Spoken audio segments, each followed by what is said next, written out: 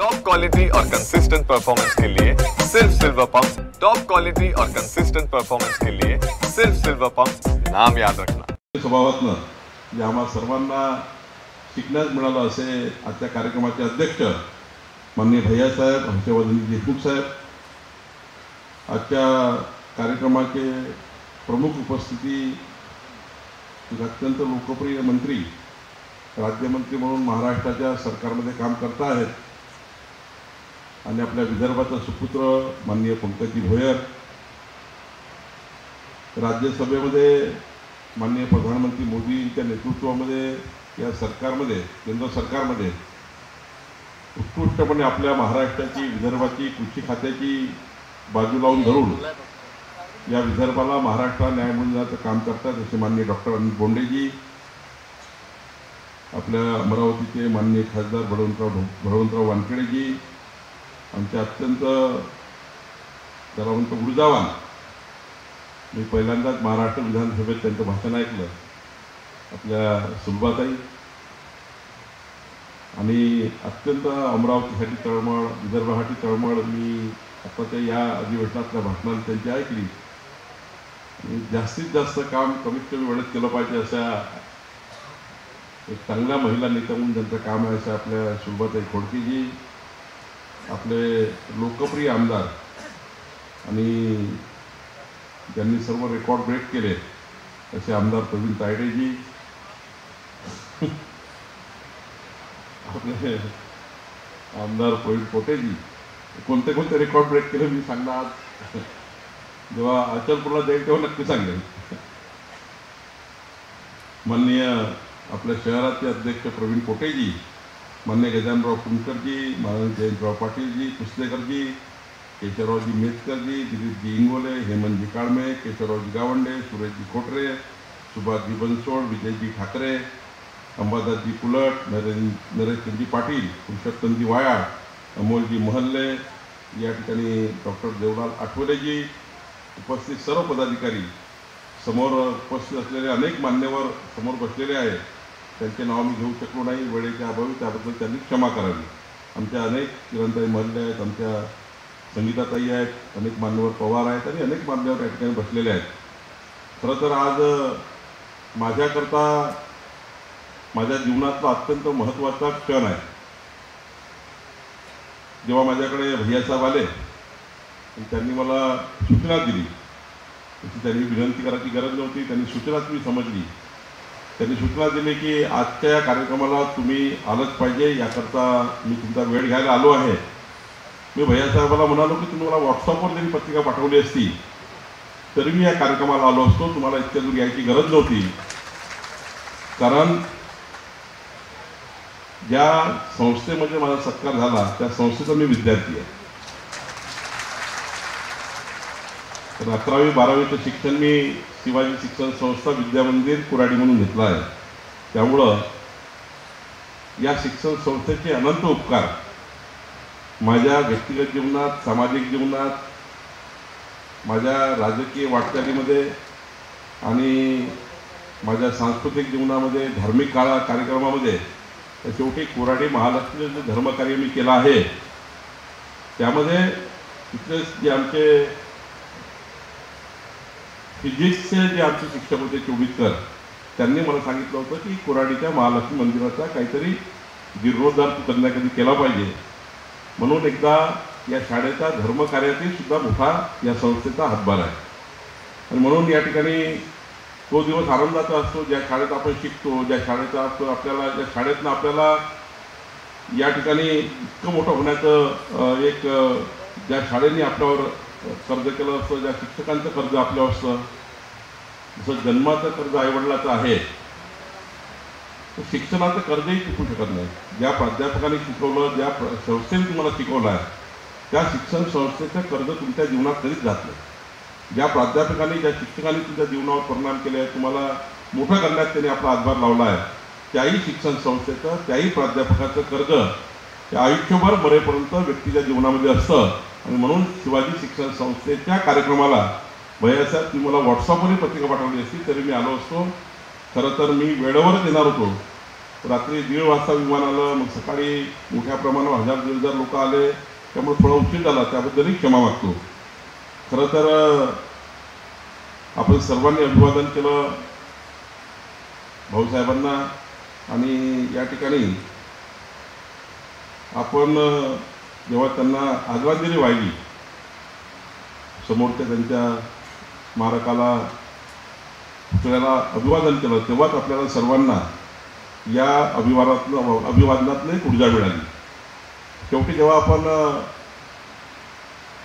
Doctor Panjabrao देशमुखांच्या पुतळ्यासमोर गेलो, तेव्हाच तिथनं आपल्याला आपल्या जीवनाचे अनेक मार्ग सुचले आणि नेहमीच सुचतात. कारण पंजाबराव देशमुखांचं जीवन, डॉक्टर पंजाबराव देशमुखांचं जीवन हे सोन्यासारखं आहे. किती त्यातनं तुम्ही घेतलं, डॉक्टर पंजाबराव देशमुखांच्या जीवनकार्यातनं किती आपण उचललं, तरी आपलं जीवन सोन्यासारखं होऊ शकतं. इतकं मोठं काम पंजाबराव देशमुखांच्या जीवनात त्यांनी केलं आहे. आजचा दिवस कशा करताय, पुण्यतिथी असो की जयंती असो, हे दिवस फक्त भाषणाकरता नाही आहे. तर ज्या पद्धतीने आठवलेजींनी या ठिकाणी एक पुस्तक आज भारतीय संविधानात डॉक्टर पंजाबराव देशमुखांचा किती मोठा त्या ठिकाणी त्यांचा सहयोग होता, सहभाग होता. खरं तर आपल्या जीवनामध्ये आपण आजचा दिवस असा आहे की डॉक्टर पंजाबराव देशमुखांच्या जीवनातला एक टाचणीभर जरी त्यांनी केलेलं कार्य आपल्या जीवनात आपण आणलं आणि ते समाजाकरता केलं, तरच मग आज पुण्यतिथीचा कार्यक्रम आपण योग्य पद्धतीने पार पाडला किंवा भाऊसाहेबांना आपण आदरांजली दिली याचा अर्थ असा होतो. नाहीतर मग भाषणं केले आणि येणे माझ्या मागल्या, तर मला वाटतं त्याच्यातून काही अर्थ नाही. आणि म्हणून आज आपला दिवस शिक्षण घेण्याचा आहे, सर्वांना इथलं शिकून जायचं आहे. कोणी नाही कोणी काही ना काही इथनं ऊर्जा घेऊन गेलं पाहिजे आणि आपल्या जीवनामध्ये आपण त्या ठिकाणी एक चांगलं समर्पित कार्य केलं पाहिजे. समाजाच्या शेवटच्या व्यक्तीच्या जीवनामध्ये मी काय परिवर्तन करू शकेल हे डॉक्टर पंजाबराव देशमुखांच्या जीवनकार्यातनं घेऊन आपण त्या ठिकाणी आपल्या जीवनाला मोल्ड केलं पाहिजे. याकरता या ठिकाणी आपला हा पुण्यतिथी सोहळा आणि आपल्या सर्वांना निमंत्रण दिलं असं मला वाटतं. खरं तर माननीय अनिल बोंडे साहेबांनी बरोबर सांगितलं की आज केवळ महाराष्ट्र विदर्भात नाही, तर संपूर्ण देशामध्ये डॉक्टर पंजाबराव देशमुख साहेबांबरोबर त्यांच्या जीवनकार्याबद्दल संपूर्ण देश जाणतो आहे. पंजाबपासून तर जम्मू काश्मीरपासून कन्याकुमारीपर्यंत या देशाला कृषीमध्ये आणि हरित क्रांतीमध्ये पुढे नेण्याचं काम खऱ्या अर्थाने पंजाबराव देशमुखांनी केलं. खरं तर आपण पाहतो अनेक व्यक्तिमत्व मोठे होतात, काही व्यक्तिमत्व एकट्याकरता मोठे होतात, काही व्यक्तिमत्वाला समाज मोठा करतो. आपण बघतो कधी कधी एखादा व्यक्ती स्वतःकरता मोठा होतो, स्वतःकरता जगतो आणि स्वतःकरता आपल्या परिवाराकरता मोठेपण घेतो, कारण त्याचं ते कर्तृत्व असतं, तो स्वतः मोठा झालेला असतो. काही लोकांना समाज मोठा करतो, समाजाने एखाद्याला असं दिलं असतं की तो मोठा होतो. पण काही व्यक्तिमत्व असतं की ते समाजाला मोठं करतात आणि समाजाला मोठं करणाऱ्या व्यक्तिमत्वाचं नाव घेतलं तर महात्मा ज्योतिबा फुले असतील, राजश्री शाहू महाराज असतील, डॉक्टर बाबासाहेब आंबेडकर असतील, संत गाडगेबाबा असतील, डॉक्टर तुकडोजी महाराज असतील. आणि या परंपरेमध्ये जर अभिमानाने काही नाव घ्यायचं असेल, ज्यांनी समाजाला मोठं केलं आपल्या व्यक्तिमत्वातनं, त्यामध्ये डॉक्टर पंजाबराव देशमुख आहे. ज्यामध्ये पंजाबराव देशमुख जी आहेत हे आपल्याकरता अभिमानाने सांगत आहे. कारण हा जो समाज आहे, समाज म्हणजे कोणी एक जात नाही आहे, हा जो भारतीय समाज आहे, या भारतीय समाजाला उंची देण्याकरता जे कर्तव्य केलं आहे डॉक्टर पंजाबराव देशमुखांनी केलं. आणि म्हणून या ठिकाणी खऱ्या अर्थाने आपल्या सर्वांना एक आदर्श व्यक्तिमत्व आपल्या समोर आहे. या ठिकाणी अनेक जीवनात पैलू आहेत डॉक्टर पंजाबराव देशमुखांचे, तुम्हाला सर्व माहिती आहे, मी फार काही उल्लेख या ठिकाणी करणार नाही. खरं तर लंडनमधलं शिक्षण असेल, मग सदानंद वसतिगृह असेल किंवा शिवाजी शिक्षण संस्थेची स्थापना असेल, अनेक विद्यालय महाविद्यालय वसतिगृह असतील, संस्कृतमध्ये MA डिग्री असेल, PhD असेल, गरिबांना दुःख दूर करण्यासाठी त्यांची डॉक्टरची पदवी असेल, बॅरिस्टरची पदवी असेल, अनेक गोष्टी या ठिकाणी त्यांच्या जीवनामध्ये त्यांनी आपल्या त्या काळामध्ये, अत्यंत वाईट काळामध्ये, त्या काळात खऱ्या अर्थाने माणसं मोठी होण्याकरता किंचित माणसं मोठी व्हायची, त्या काळामध्ये डॉक्टर पंजाबराव देशमुखांनी साऱ्या संकटाला मात करून, साऱ्या जीवनाचे संघर्ष करून त्या ठिकाणी त्यांनी आपल्या विदर्भाला, आपल्या पश्चिम विदर्भाला, अमरावतीला, या महाराष्ट्राला उंची देण्याचं काम कठीण परिस्थिती मी केलं. त्या काळामध्ये अत्यंत वाईट परिस्थितीमध्ये डॉक्टर पंजाबराव देशमुखांनी त्यांचं जीवन आपलं समोर नेलं आणि खऱ्या अर्थाने म्हणूनच मी सांगितलं की त्यांच्या जीवनातनं टाचणीभर जरी आपल्या जीवनातलं कार्य उचललं, त्यांच्या जीवनातलं कार्य उचललं तरी आपण पुढे जाऊ शकतो. खरं तर आज या ठिकाणी डॉक्टर पंकज भोयरनी मांडला आहे, त्याच्यापूर्वी सुलभाताईंनी मांडलं, प्रवीणजीने मांडलं, अनिल बोंडेंनी मांडलं, मग प्रास्ताविकामध्ये आला आहे. खऱ्या अर्थाने आता आपल्या शिक्षण संस्थेची वाटचाल जी भैयासाहेब चालू आहे ती उत्कृष्टच आहे, अतिउत्कृष्ट आहे. पण ही गोष्ट खरी आहे, 21व्या शतकातला भारत निर्माण करताना, विकसित भारत निर्माण करताना आपल्याला आपल्या शिक्षण क्षेत्रामध्ये आमूलाग्र बदल करण्याची गरज आहे आणि त्याकरता शासनाचं पाठबळही असलं पाहिजे. आपल्या शिक्षण क्षेत्रामध्ये आपल्या शिक्षकांचं, प्राध्यापकांचं मोठं योगदान आता पुढच्या काळात लागणार आहे. त्या ठिकाणी जनतेचे योगदान लागणार आहे, पालकाचे योगदान लागणार आहे. कारण आता पालक शिक्षण संस्था आणि सरकार मिळून आपल्याला मोठ्या प्रमाणावर आपल्या या शिक्षण क्षेत्रामध्ये जे या ठिकाणी पंकजनी मांडलं, खूप मोठ्या प्रमाणावर या ठिकाणी आपल्याला 21व्या शतकामध्ये पुढे जाण्याकरता आपल्याला खूप आधुनिकीकरण स्वीकारावं लागणार आहे. खरं तर प्रधानमंत्री मोदीजींनी या ठिकाणी विकसित भारत मांडताना सर्वात प्रायोरिटी शिक्षणाची दिलेली आहे. शिक्षणाशिवाय विकसित भारत होऊ शकत नाही आणि विकसित भारताला जर जगावर राज्य करायचं असेल, म्हणजे जगावर काही बंदूक घेऊन राज्य करायचं नाही, तलवार घेऊन राज्य करायचं नाही आहे. कारण माननीय मोदीजी असे म्हणतात, संपूर्ण जगामध्ये आज भारत देश तरुण देश आहे. एकडे युरोपियन देश, अमेरिकन देश, रशियन देश जे काही आहे सर्व देश म्हातारे होत चालले आहेत. त्यांचं वय वर्ष 45च्या वर गेलेलं आहे. तिथे तरुण मानव संसाधन नाही आहे आणि मग तरुण मानव संसाधनाची गरज संपूर्ण जगाला आहे. जगातली पुढची मागणी काय राहणार आहे? भारतातनं त्या ठिकाणी कांदा निर्यात होतो, भारतातनं त्या ठिकाणी अनेक वस्तू निर्यात होतो, ते जगात जातं, हे ठीक आहे वस्तू. पण पुढच्या 10 वर्षानंतर जगाला काय लागणार आहे? तर जगाला भारताचं मानव संसाधन लागणार आहे, म्हणजे युवा पिढी लागणार आहे. ती युवा पिढी घडवण्याचं काम आपल्याला पुढच्या काळामध्ये शिवाजी शिक्षण संस्थेच्या माध्यमातून जगातला सर्वोत्कृष्ट विद्यार्थी कुठला आहे तो शिवाजी शिक्षण संस्थेमधला आहे. हा संकल्प या दिवशी आजच्या दिवशी घ्यावा लागणार आहे. त्या संकल्पाची वाट, हा संकल्प करण्याकरता माननीय पंजाबराव देशमुख साहेबांनी ही शिक्षण संस्था उघडली आहे. 21व्या शतकातला भारत हा जगातला सर्वोत्तम भारत निर्माण करायचा असेल तो संस्कार मिळाला पाहिजे. धार्मिक, सामाजिक, सांस्कृतिक कार्यामध्ये तो येणारा युवा हा त्या ठिकाणी भारतीय संस्कृती घेऊन पुढे आला पाहिजे. त्याच्यावर संस्कार असले पाहिजे, आपल्या संस्कृती असली पाहिजे, विरासत असला पाहिजे. भगवान प्रभू रामचंद्राच्या देशाचा युवा, भगवान श्रीकृष्णाच्या देशातला युवा, महामानव डॉक्टर बाबासाहेब आंबेडकरांच्या भारतातला युवा, हा युवा जगातल्या प्रत्येक देशाला पाहिजे आहे. आणि जगातलं संपूर्ण 60% मानव संसाधन भारत देश पूर्ण करणार आहे. भारत देशांना पूर्ण करावं लागणार आहे. उद्याचे अमेरिकेचे डॉक्टर कोण असेल, अमेरिकेचा नर्स कोण असेल, उद्याचा लंडनचे त्या ठिकाणी इंजिनियर कोण असतील, परवा तर 20,000 युवा मानव संसाधन पाठवण्याची विनंती एका देशाने केली आहे. खरं तर उद्याचा आपला जो फोकस आहे या शिक्षण संस्थेचा, तो फोकस जगातलं मानव संसाधन निर्माण करण्याची ताकद शिवाजी शिक्षण संस्थेमध्ये केली पाहिजे.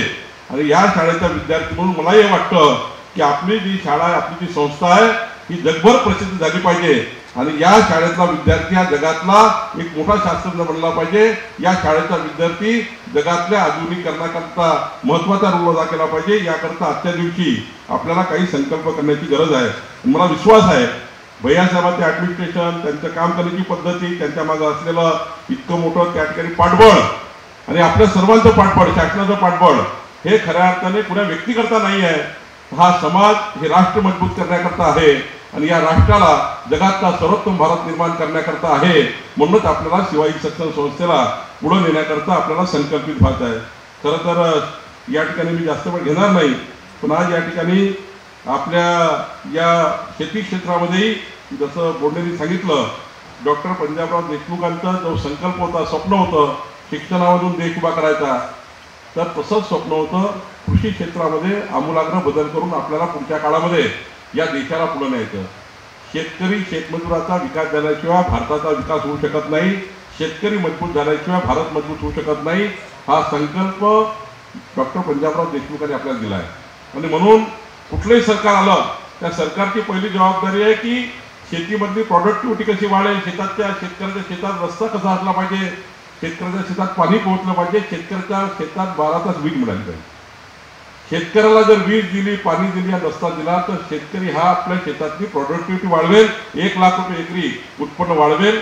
आणि भाऊसाहेबांचं हेच स्वप्न होतं की या देशातला शेतकरी समृद्ध झाला पाहिजे, तो आधुनिकरणाकरता गेला पाहिजे, आधुनिक संकल्प करून पुढच्या काळामध्ये आपला देश हा कृषीप्रधान देश म्हणून पुढे गेला पाहिजे। याकरताही या ठिकाणी आपल्याला खऱ्या अर्थाने पुढे जाण्यासाठी गरज आहे। आणि म्हणून या ठिकाणी मी डॉक्टर पंजाबराव देशमुखांचं या ठिकाणी भारत कृषक समाज त्यांनी निर्माण करण्याचा प्रयत्न असेल, अनेक प्रयत्न त्यांनी केले आहेत। म्हणजे आपण दिवसभर जरी डॉक्टर पंजाबराव देशमुखांवर बोललो तरी आपला दिवस कमी पडेल, इतकं मोठी गाथा, इतकं मोठं कार्य, इतकं मोठं आपल्याकरता संशोधनाचा विषय डॉक्टर पंजाबराव देशमुखांनी आपल्याला दिला आहे। आणि म्हणून या ठिकाणी मी भैयासाहेबांना सांगेल आणि व्यासपीठाला सांगेल, ही संस्था आपली आहे, या संस्थेचा विद्यार्थी मी आहे, त्यामुळं भैयासाहेब तुम्हाला जे जे वाटतं ते आम्ही सारे या शाळेचे संकल्प बोलण्याकरता मी या ठिकाणी बोलत नाही आहे। डॉक्टर पंकज भोयरने मला एक सांगितलं आहे की शिक्षण संकुल उभं केलं पाहिजे। मी डॉक्टर पंकज भोयरला सांगितलं, डॉक्टर पंकज भोयरलाही सांगितलं आहे, त्यांनी मला कानातून सांगितलं की भाऊ आपण हे करू शकतो। मी पंकजला विनंती करेन, माननीय देवेंद्रजी परवा 16 तारखेला येत आहे, आज आपल्या अमरावतीकराकरता आनंदाची गोष्ट आहे की देवेंद्रजी मुख्यमंत्री झाल्यानंतर, मी पालकमंत्री झाल्यानंतर आज आपलं पहिलं विमान 16 तारखेला आपल्या अमरावतीला येत आहे। आता अमरावतीला रेग्युलर फ्लाईट येणार आहे आणि पश्चिम विदर्भाच्या विकासाचा मार्ग अमरावतीला 16 तारखेला उघडणार आहे। आणि 16 तारखेला विमान चालू होते आहे, मुंबई नागपूर, मुंबई अमरावती, नंतर मग इतर फ्लाईट चालू होणार आहे। आपण दिल्ली अमरावती करणार आहोत, अनेक फ्लाईट करणार आहोत। त्यामुळं अमरावतीला जी आता फॅसिलिटी पाहिजे होती ती फॅसिलिटी माननीय देवेंद्रजी फडणवीस साहेब, आम्ही सर्व 16 तारखेला विमानाने, पहिल्या विमानाने येतो आहे आणि अमरावतीचं विमान चालू होते आहे। हा संकल्प, हे स्वप्न डॉक्टर पंजाबराव देशमुखजींनी बघितलं होतं की आपला विदर्भ, आपला महाराष्ट्र पुढे गेला पाहिजे आणि मग या विकासाच्या मध्ये कृषी हा महत्त्वाचा विषय ठेवून पुढे गेलं पाहिजे। डॉक्टर पंकज भोयरला माझी विनंती आहे, तुमचं मामाचं शहर आहे आणि माझी शिक्षण संस्था आहे, त्यामुळे तुम्ही या शिक्षण संस्थेमध्ये जी काही जमीन महसूल खात्याला मागाल तेवढी जमीन महसूल खातं देईल। तुम्हाला वाटेल की इथे एक सर्व अधिकाऱ्यांचं शिक्षण संकुल एकाच ठिकाणी असलं पाहिजे, ते संकुल या ठिकाणी करा। डॉक्टर पंकज भोयरनी चांगला प्लॅन केला, तो प्लॅन इम्प्लिमेंट करा। आणि भाऊसाहेबांनी, भैयासाहेबांनी सांगितलं या शिक्षण संस्थेमध्ये आपल्याला या शिक्षण संस्थेला ॲडव्हान्स करायचा आहे, तेही आपण करू। एक महत्त्वाची मागणी, मी 16 तारखेला देवेंद्रजी येणार आहे तेव्हा त्यांना मी विनंती करेन, कारण सरकारकडनं आपल्याला पाठवायचं आहे, तर फडकेताई आहे, मी आहे, प्रवीण आहे, माननीय पंकज आहे, आपण सर्व मिळून शिक्षण मंत्री डॉक्टर पंजाबराव देशमुख साहेबांना या ठिकाणी भारतरत्न पुरस्कार मिळाला पाहिजे। याकरता जो काही प्रस्ताव महाराष्ट्र सरकारला त्या ठिकाणी करावायचा असतो, पाठवायचा असतो, त्याकरता आपण सर्व पुढाकार घेऊ। कारण या संस्थेचं कर्ज आपल्यावर आहे आणि हे संस्थेचं कर्ज काही ना काही चुकवलं पाहिजे, हे कर्ज कधीच चुकत नाही, पण काही ना काही चुकवलं गेलं पाहिजे। आणि भाऊसाहेबांनी जर आपल्या जीवनामध्ये आपल्याला एवढं मोठं करण्याकरता जे परिश्रम केल्या त्या काळामध्ये, त्या परिश्रमाचं जर तीच काही केलं पाहिजे तर आपल्या सर्वांची जबाबदारी आहे की आपण भारतरत्न मिळवण्याकरता निश्चितपणे सर्व प्रयत्न करूया। आणि अमरावती जिल्हा, अमरावती शहराची जी माझी जबाबदारी आहे, ज्या पद्धतीने नागपूर जिल्ह्याचा पालकमंत्री माझी जबाबदारी आहे, अमरावती जिल्ह्याचा पालकमंत्री म्हणून मला देवेंद्रजींनी जबाबदारी दिली आहे। निश्चितपणे आपण सर्व समाजाला, सर्व लोकप्रतिनिधींना, सर्व समाजाच्या विविध घटकांना आणि जसं या ठिकाणी आपल्या अमरावती जिल्हा शहराच्या विकासाकरता जो आपण नवीन विकास आराखडा तयार करतो आहे, आपले सर्व लोकप्रतिनिधी, सर्व पक्षाचे लोकप्रतिनिधी, शेवटी लोकप्रतिनिधी म्हणून निवडून आल्यावर तो कुणा पक्षाचा नाही, काँग्रेस, भाजपा वगैरे, तर हे सर्व पक्षाचे लोकप्रतिनिधी बसून जेव्हा विकासाचा प्लॅन करतो आपण तो सर्व पक्षी म्हणून केला पाहिजे। मग वानखेडेजी असतील, आपल्या सुलभाताई असतील, आम्ही असू, आपण अमरावती शहर जिल्ह्याकरता अत्यंत चांगली योजना तयार करू। पुढच्या काळात अमरावतीला पुढे नेण्याचाही प्रयत्न करू। जे काही शक्य होईल, जे काही शक्य होईल ते प्रयत्न आपण निश्चितपणे अमरावती शहर जिल्ह्याकरता करू। हीच खरी श्रद्धांजली भाऊसाहेबांचा असणार आहे. मला अभिमान आहे की डॉक्टर देवलाल आठवले यांनी ज्या पद्धतीचं या ठिकाणी पुस्तक आपल्यासमोर आणलेलं आहे, माझी विनंती सर्वांना राहणार आहे की त्या पुस्तकाचं वाचन नक्की करावं. ते पुस्तक मी जेव्हा 4-5 पान चाळले, अत्यंत महत्त्वाचं आपल्या जीवनामध्ये परिवर्तन करण्याकरता एक मोठी ऊर्जा देण्याचं साधन हे पुस्तक आहे. आपण सर्वांनी या पुस्तकाचं नक्की वाचन करावं अशी विनंती आपल्याला आहे. या ठिकाणी हेमंतजी काळमेघ आहे, खरं तर त्यांचेही मी या ठिकाणी आभार मानतो की त्यांनी नागपूरमध्ये बऱ्यापैकी आमच्यासोबत काम करून काही ठिकाणी विकासाच्या कामाकरता आम्हाला मदत केली आहे. मी भैयासाहेबाला विनंती करेल आणि भैयासाहेबाला आग्रही करेल की 21व्या शतकातली शिक्षण संस्था करण्याकरता जे काही तुम्ही योजना तयार कराल त्या योजनेला संपूर्ण सरकार पाठबळ देईल. आपण आपल्या संस्थेला ॲडव्हान्स करा. पंकज भोयर या ठिकाणी त्यांना विनंती आहे की शाळेतील एक प्रश्न आहे, त्यांनी मला 8-9 प्रश्न असे मांडले माझ्यासमोर जे सरकारच्या संबंधित आहे. तर पंकज एक बैठक तुम्ही आपल्या मंत्री शिक्षणसोबत लावा, मी याच्या बैठकीला, कारण आपल्या शिक्षण संस्थेचे प्रश्न सुटले नाही तर मात्र मग आपण त्यांच्या मागे कसं या ठिकाणी उभा असं दिसणार नाही.